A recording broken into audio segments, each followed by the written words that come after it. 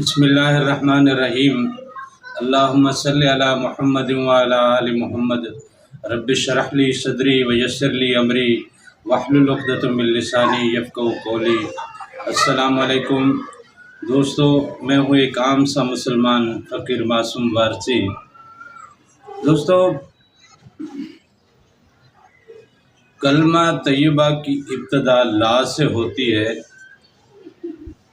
اور یہ لا اس کائنات کی ہر چیز کی تردید کی طرف اشارہ کرتا ہے، تمام طاقتوں کی تردید کرتا ہے، تمام معبودوں کی تردید کرتا ہے۔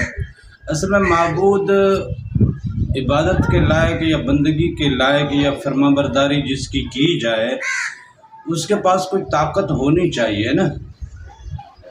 تو جو لوگ طاقتور ہوتے ہیں ان کی فرما برداری کی جاتی ہے، حکومتوں کی فرما روائی چلتی ہے، اس طرح سرداروں کی فرما برداری چلتی ہے، اس طرح اور بھی جہاں جہاں بھی طاقت ہوتی ہے تو طاقت کے تابع کمزوریاں ہوتی ہیں، کمزور لوگ جو ہیں وہ طاقت والوں کے تابع رہتے ہیں۔ تو لہذا یہ فرما برداری اور اتباع جو ہے یہ طاقت کی وجہ سے کمزور لوگ طاقتور کی فرما برداری کرتے ہیں۔ تو یہ فرما برداری ہی ابدیت کی ایک لڑی ہے۔ ابدیت کیا ہے؟ وہی فرما برداری نا، یعنی جو اللہ نے حکم دیا ہے، اللہ تعالیٰ کے دیے ہوئے احکامات کے مطابق زندگی گزارنا، یہی حقیقت میں عبادت ہے۔ نماز پڑھنا نیک عمل ہے، اچھا عمل ہے، اس سے آپ کا جسم پاک رہتا ہے، آپ کا کپڑا پاک رہتا ہے، اور نماز کے تقدس کی وجہ سے آپ اپنی زبان کا بھی احتیاط کرتے ہیں، وہ بھی پاک رکھتے ہیں۔ بار بار کلمے آپ کی زبان سے نکلتے ہیں، 5 ٹائم آپ اللہ کے حضور جاتے ہیں، آپ سجدہ ریز ہوتے ہیں، آپ دعائیں مانگتے ہیں۔ تو ایک وقت سے دوسرے وقت یہ درمیان کا فاصلہ جو ہے، یہ درمیان کی مہلت جو ہے، آپ کو اگلے وقت تک کے لیے تھوڑا ٹھہرا کے رکھتی ہے۔ اگلا وقت آتے ہی آپ کا دوبارہ اس چیز پہ عادہ کر دیا جاتا ہے کہ جی اب اگر تھوڑی بہت اس ٹائم میں لغزش ہو بھی گئی تو دوبارہ اس لغزش کو سنبھالا جائے۔ لہذا اسی طرح روزہ بھی جو ہے وہ آپ کے اندر کو بھی پاک کرتا ہے، آپ کے ظاہر کو بھی پاک کرتا ہے، آپ کی آنکھوں کو بھی پاک کرتا ہے، آپ کی سوچوں کو بھی پاک کرتا ہے۔ حج بیت اللہ آپ کو اللہ کے گھر کے دیدار کے ساتھ ساتھ اپنے گھر کو چھوڑنے اور دوسری چیزوں کی طرف آپ کو مائل کرتا ہے۔ اسی طرح زکوٰۃ آپ کے مال کو پاک کرتا ہے۔ یہ تمام چیزیں آپ کو پاک اور مطہر رہنے کے لیے آپ کو سمجھائی اور بتائی گئی ہیں، تاکہ آپ کا مال بھی پاک رہے، آپ کی سوچ بھی پاک رہے، آپ کا اندر بھی پاک رہے، آپ کا ظاہر بھی پاک رہے، آپ کی عادات اور اطوار بھی پاکیزہ ہوں، آپ کی زبان بھی پاکیزہ ہو۔ یہ تمام چیزیں اس لیے رکھی گئی ہیں تاکہ آپ کو مکمل پاکیزگی میں رکھا جا سکے۔ لیکن بندگی جو ہے وہ ایک ایسا عمل ہے کہ جہاں جہاں رب کی رضا شامل ہو وہاں وہاں تجھے جھک جانا ہے، یہ حقیقت میں بندگی ہے۔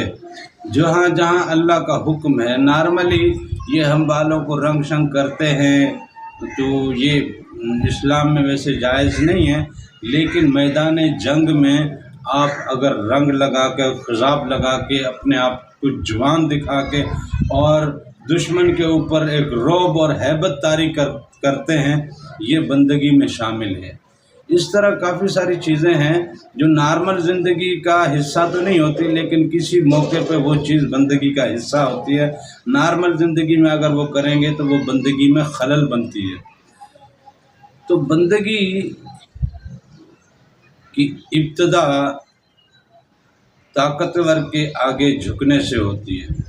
تو کلمے کا جو لا ہے وہ اس چیز کی طرف اشارہ کرتا ہے کہ اس دنیا میں کسی طرح کی بھی اور کسی طرح کی بھی طاقت کا انکاری ہو جانا ہے اور اس کی فرما برداری اور فرما روائی سے پھر جانا ہے، تب جا کے آپ اللہ کو معبود مانیں گے، اللہ کو خالق اور مالک مانیں گے، اللہ کو رب تسلیم کرتے ہوئے اس کی بندگی میں داخل ہوں گے۔ لیکن اس لا کا جو حقیقی مطلب ہے وہ اب آپ کے نفس کی لا سے شروع ہوتا ہے۔ انسان کی اندر کی جو خواہشیں ہیں نا، وہی انسان کو دنیا کی طاقتوں کی طرف مائل کرتی ہے۔ یعنی کسی سرکاری عہدیدار کی طرف میں مائل رہتا ہوں، اس کی بات مانتا ہوں، اس کا حکم مانتا ہوں، یا اس کی خوشامد میں لگا رہتا ہوں کہ وہاں سے کچھ مجھے فائدہ ہوگا۔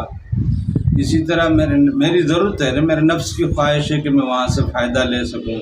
کاروباری فوائد ہیں، روزگار کے فوائد ہیں، اور بہت سارے، یعنی اپنی خواہشوں کی تکمیل کے لیے دنیا میں دوسروں کی بڑائی کو تسلیم کرتے رہنا، حقیقت میں یہ نفس کی غلامی ہے، رب کی غلامی نہیں، یا نفس کی بندگی ہے، رب کی بندگی نہیں۔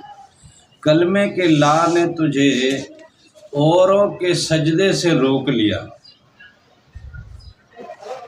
یعنی کوئی آگ کی پوجا کرتا تھا وہ آگ کی پوجا نہیں کرتا، کوئی درختوں کی پوجا کرتا تھا اس نے وہ چھوڑ دی، کوئی پہاڑوں کی پوجا کرتا تھا اس نے وہ چھوڑ دی، کوئی پانی کی پوجا کرتا تھا کہ اس نے چھوڑ دی، کوئی پتھروں کی پوجا کرتا تھا، بت بنا کے اس کے سامنے پوجتے تھے، وہ چھوڑ دی کہ نہیں رب کو پوجنا ہے، ان چیزوں کو نہیں پوجنا۔ تو کلمے نے ان تمام چیزوں سے آپ کو بچا لیا، لیکن آپ کے نفس سے جو بچنے والا کام ہے، حقیقت میں کلمے کا اشارہ اس کی طرف ہے۔ آپ اپنے نفس کی خواہشات سے، اپنے نفس کے معاملات سے باز آ جائیں۔ جو لا کلمے نے آپ کو سکھائی ہے، اس لا میں آپ اپنے اندر کی لا کو تو ماریں۔ یہ لا جب تک نہیں مرتی، آپ کے اور آپ کے رب کے درمیان اگر کوئی پردہ ہے یا کوئی حجاب ہے تو آپ کا نفس ہے۔ اب اس نفس کی جب تک آپ لا نہیں کرتے، اس نفس کی جب تک آپ تردید نہیں کرتے، اس نفس کی جب تک آپ مخالفت نہیں کرتے، اس نفس کو جب آپ اللہ کے احکامات سے دور نہیں کرتے، آپ اس کو باہر پھینک کے، اس کو بالکل لات مار کے، اس کی تمام ضروریات کو، اس کی تمام خواہشات کو، اس کی تمام تمناؤں کا گلا گھونٹ کے اپنے رب کی رضا کی طرف قدم بڑھانا، یہ ہے حقیقت میں اس لا کا مطلب جو کلمے نے سکھایا ہے۔ آپ اپنی ذات کی لا سے ابتدا کریں، اپنے حسن کی لا ہے، اپنے علم کی لا ہے، اپنے عقل کی لا ہے، اپنی صلاحیتوں کی لا ہے۔ یہ جو کچھ بھی دیا ہے اللہ نے دیا ہے نا۔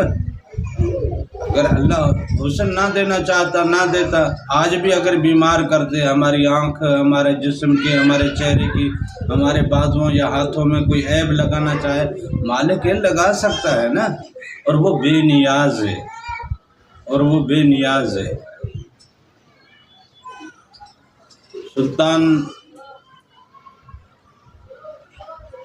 سخی سلطان باہو فرماتے تھے کہ میں اللہ تعالیٰ کی جباری اور قہاری سے اتنا نہیں ڈرتا جتنا مجھے اللہ تعالیٰ کی بے نیازی سے ڈر لگتا ہے۔ تو وہ بے نیاز ہے نا، وہ یہ دماغ چھین لے، ہم کتنی بھی ڈگریاں حاصل کر لیں، لیکن یہ ذہن نے تھوڑا سا الٹ گھوم گیا، ہم دیوانے ہو گئے، مالک کر سکتا ہے نا۔ تو وہ مالک بے نیاز ہے، کچھ بھی کرنا چاہے کر سکتا ہے۔ ہم ان چیزوں سے باہر نکلیں، اپنی ذات سے جب تک ہم باہر نہیں نکلتے تب تک ہم اپنے رب کو نہیں پہچانتے، اپنے رب تک ہم نہیں پہنچتے۔ ہماری ذات ہی، ہمارا نفس ہی ہمارے اور ہمارے رب کے درمیان ایک پردہ ڈال کے کھڑا ہے، ایک حجاب بن کے کھڑا ہے۔ لہٰذا وہاں کی لا کو تو نے، کلمے کی لا کو تو نے دیکھ لیا اور اس پہ عمل کرنے کی کوشش کی ہے، لیکن وہ لا تمہاری تکمیل تک تب پہنچے گی جب تم اپنے نفس کی لا کرو گے۔ تم اپنی لا کو پہچانو، اپنی لا کے پیچھے پڑھو، اپنی لا کو آپ اس لا میں آپ جب تک فنا نہیں ہو جاتے تب تک آپ رب کی بقا نہیں پا سکتے۔